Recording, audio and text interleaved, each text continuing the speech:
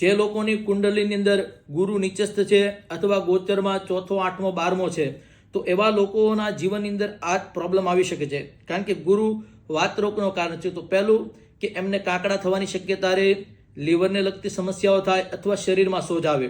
બીજું, એમના પિતાનું સુખ પ્રાપ્ત ન થાય અને દાદાનું સુખ પ્રાપ્ત ન થાય. અને ત્રીજું, સંતાનો સાથે અણબન બને. તો એવા લોકોએ ગુરુને પ્રસન્ન કરવા માટે શું કરવું જોઈએ? તો પહેલું, એવા લોકોએ પીપળાનું પૂજન કરવું જોઈએ, પીપળે જળ ચડાવવું જોઈએ, દૂધ ચડાવવું જોઈએ અને દીવાનું દાન કરવું જોઈએ. ગુરુવારના દિવસે કેળના વૃક્ષનું પણ પૂજન કરી શકે છે. બીજું, એવા લોકો બ્રહ્માજીનું પૂજન કરવું જોઈએ, વિષ્ણુ ભગવાનની પૂજા કરવી જોઈએ, બ્રાહ્મણોની, સાધુ સંતોની પૂજા કરવી જોઈએ. ત્રીજું, એવા લોકોએ પીળા વસ્ત્રનું દાન કરવું જોઈએ, પીળા અનાજનું દાન કરવું જોઈએ, પીળી મીઠાઈનું દાન કરવું જોઈએ અથવા ઘીનું દાન કરવું જોઈએ. અને ઓમ ગુરુવે નમઃ મંત્રનો જપ કરવો જોઈએ, જેના કારણે ગુરુ મહારાજ પ્રસન્ન થાય. જય શ્રી કૃષ્ણ, જય માતાજી.